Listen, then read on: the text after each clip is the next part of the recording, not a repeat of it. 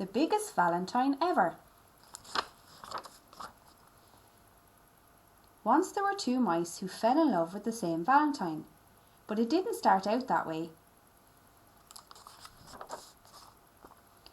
The day before Valentine's Day, Mrs. Mousley asked all the students in her class at Mouseville School to make Valentine's cards. The two friends, Clayton and Desmond, decided to make a card together and give it to Mrs. Mousley as a surprise. Clayton cut a big heart out of cardboard. Desmond made a heart-shaped hole in the middle. Desmond cut out some small pink hearts and pasted them around the hole. Then he added a few more. Clayton glued glitter on the hearts. Then he glued on more glitter. He stepped back. "You put too many hearts on," Clayton said. Desmond was upset. "You put too much glitter on the hearts." "Well, why did you make that hole in the middle?" asked Clayton. "I thought it looked nice," said Desmond. "It doesn't look nice, it looks awful," yelled Clayton. "I think it looks very nice," said Desmond, frowning. They glared at each other. "I don't want to make a Valentine with you," yelled Clayton. "I don't want to make a Valentine with you," yelled Desmond. They tore their Valentine in half. "I'm going to make my own Valentine," said Clayton. "I'm going to make my own Valentine," said Desmond. That night at dinner, Clayton's dad said, "Son, you look sad. Can I help?" Clayton hung his head. He told his dad about the Valentine. Clayton's dad thought for a moment. "You guys may make nice Valentines on your own, but I think you would make a nicer Valentine together." At that same time, over at Desmond's house, Uncle Vernon said exactly the same thing. But Clayton didn't listen to his dad.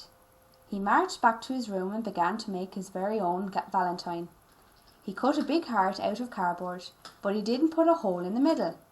He put pink hearts around the edge, but not enough pink hearts. Then Clayton put glitter on the hearts, but it was too much glitter. He stepped back and looked at his Valentine. It just wasn't right. At the same time, Desmond was making his very own Valentine. He cut a big heart out of cardboard, but he wasn't good at cutting large things and the heart was lopsided.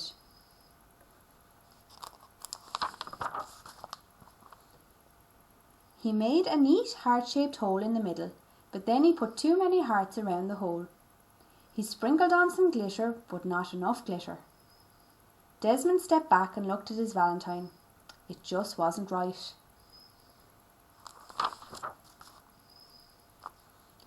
The next morning, Clayton and Desmond took the school bus.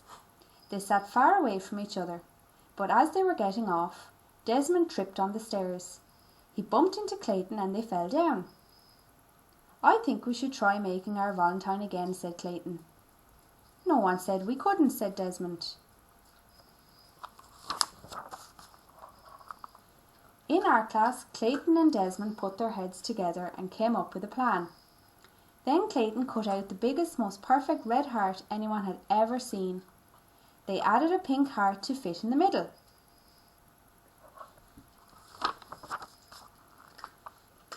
Then Desmond, who was good at cutting small things, cut out some tiny pink hearts and pasted them onto the big red heart.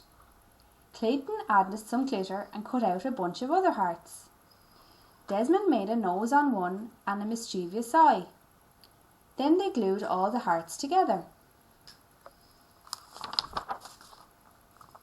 They stepped back to look at their card. It was a giant Valentine mouse. "Wow," said Clayton, "we did it." "Wow," said Desmond, "we did it together." They gave each other a high five.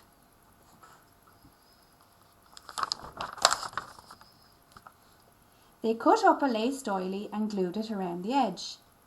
Then they wrote on their card in big letters, "Happy Valentine's Day to Mrs. Mousley. We love you, Clayton and Desmond."